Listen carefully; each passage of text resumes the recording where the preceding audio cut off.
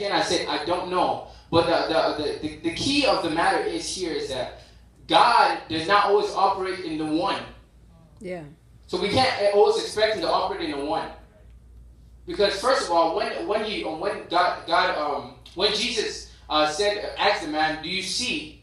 First, he didn't see anything, and now he sees a little bit. He said, "I see men as trees walking. Not the best sight, but probably better than most people in this room." That's the worst. But he continued. Continue, 25.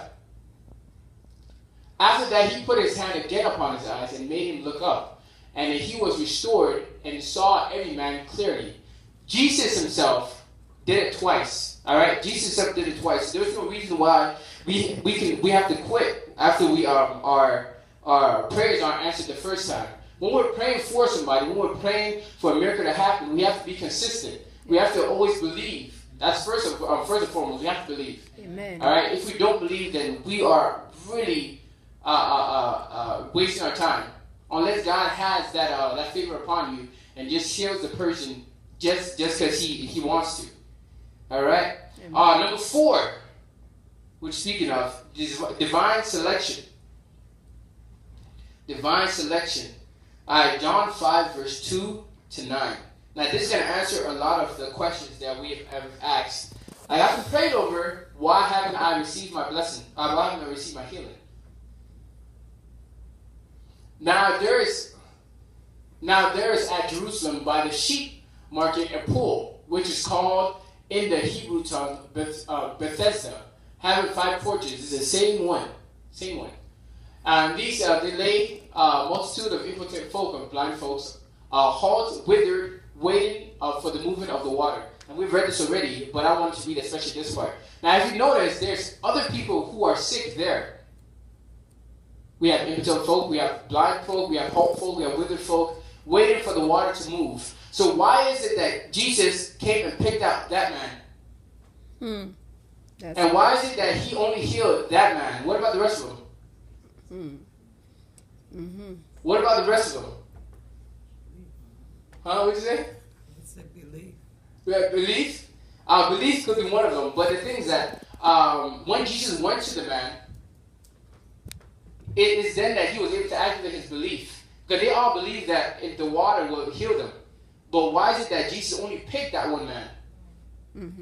I'm pretty sure there's other people there who believe. Maybe not all of them, but I'm pretty sure there's other people there who believe. Why did Jesus go to that one man alone, though? That's the question.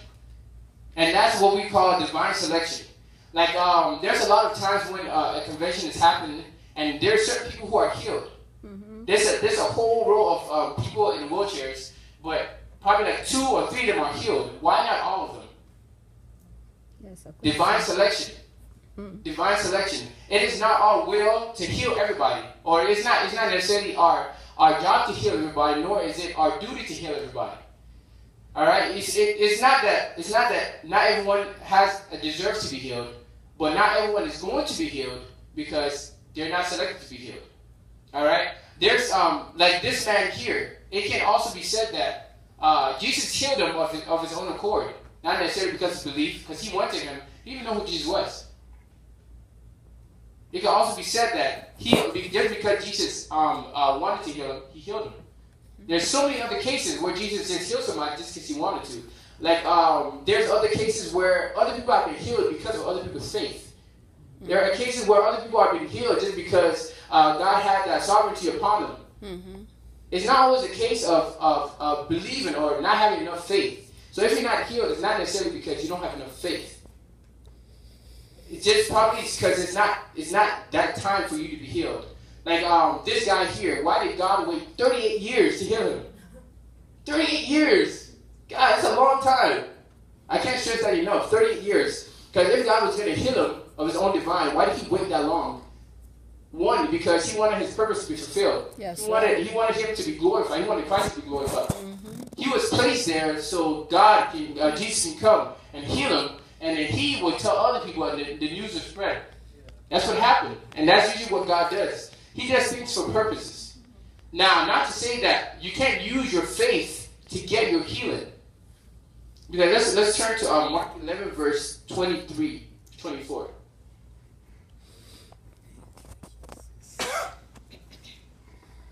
For verily I say unto you, that whosoever shall say unto this mountain, be thou removed and be cast into the sea, and shall not doubt in their heart, but shall believe that those things which he saith shall come to pass, he shall have whatsoever he saith. 24. Therefore I say unto you, what things soever you desire, when ye pray, believe that you receive them, and ye shall have them. Amen. All right, so just because you have not been healed yet, doesn't mean you cannot be healed. Just because you haven't been appointed to be healed, doesn't mean you cannot be healed. Because right here it says that we shall have whatsoever we say if we believe on the things that we say. Mm-hmm. Amen. The power of the tongue. The power of the tongue is what's the word? Oh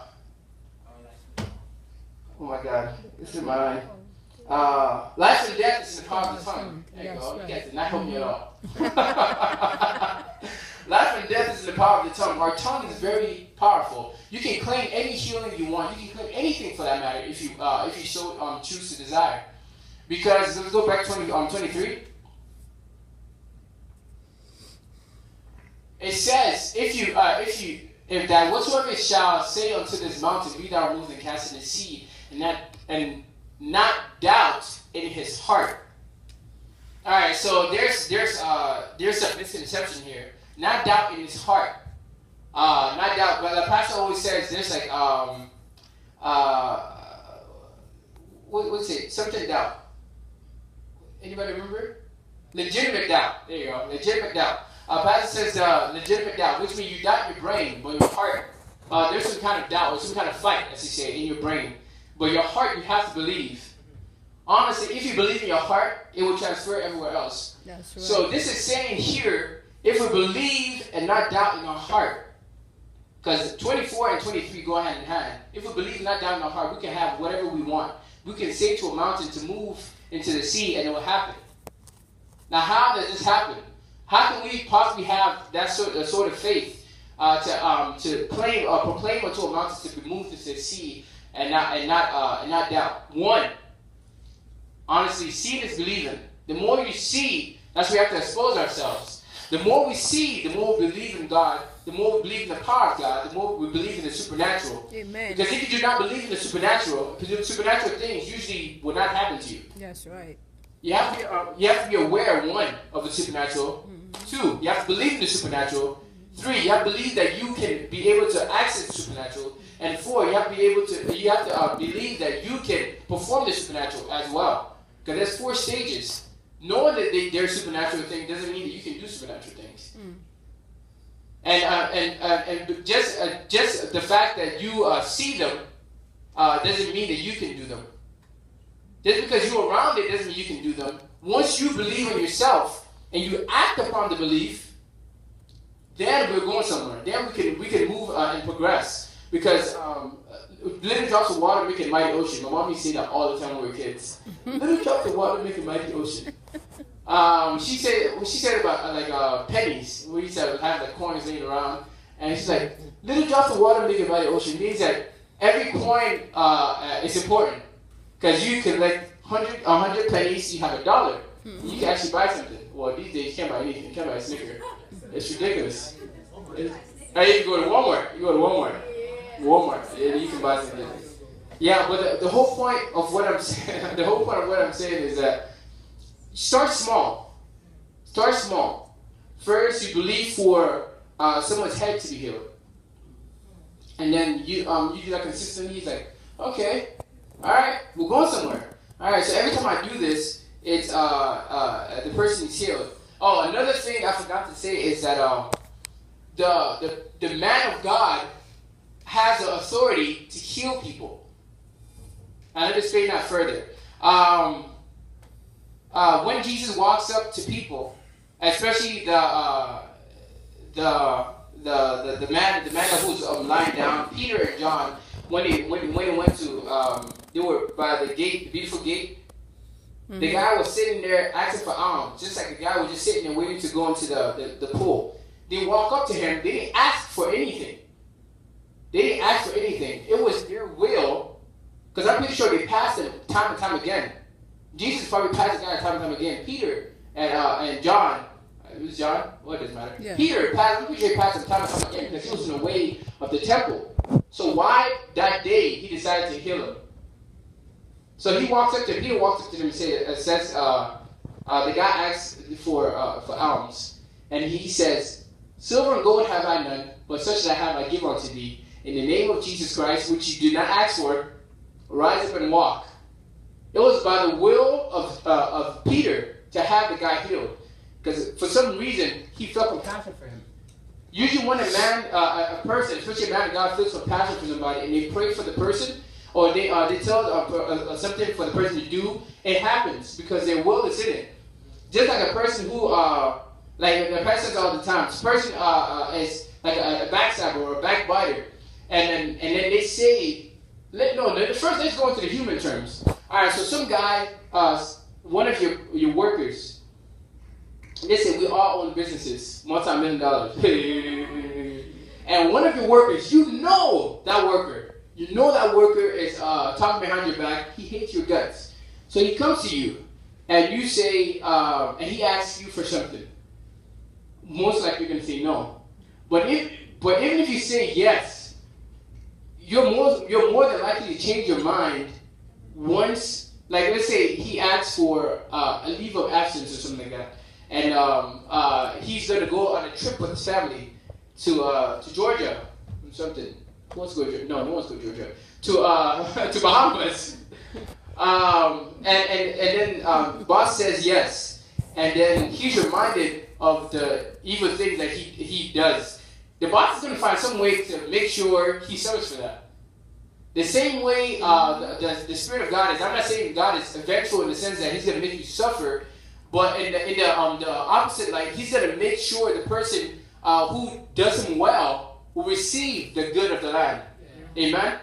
That's why when a pastor's heart is touched, when a man of God's heart is touched, and he prays for you, usually things happen. Because his heart is in the prayer. It's not just a religious prayer, as some of the pastors do, just for you guys to get out of their face. Their heart is in it. Once a man of God's heart is in something, it's going to come to pass. Yeah. So the story of Elijah.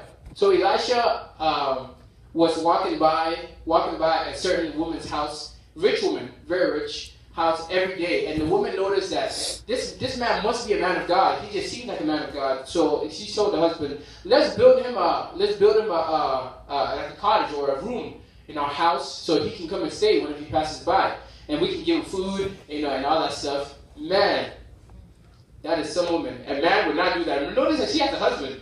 And the husband is a nothing. It was a woman that proposed it. But anyway, I digress. All right, so they built him the house, the room, and then he stayed there. And then Elisha noticed that she asked him, "What do you want?" So the lady pleased Elisha so much that he asked her, "What do you want?" Or matter of fact, he asked the servant, what's that guy name? Gehazi. He asked Gehazi, Elisha's servant, what does she want? And then Gehazi's like, I noticed that she does not have a child. So Elisha says, a year by this time, you will have a child. A year by this time, you should have a child. The guy probably just finished eating some chicken, some rice, the good stuff, and then he ministered unto her and said that a year by this time, you should have a child. You didn't see him pray, Lord, please give me favor, anointed. No, he just spoke. Out of a grateful heart, he said, a year by the time you should have a child. Now, the lady didn't have a child by that time because the prophet spoke. But a few years later, the child died. So the woman ran to where Elisha was and then told them that the child is dead. So Elisha gave Gehazi a stick and says, "Go lay this upon my child, upon the child, and he will rise up." So Gehazi goes over there with the instruction of the prophet and lays the rod upon the kid. Kid does not wake up.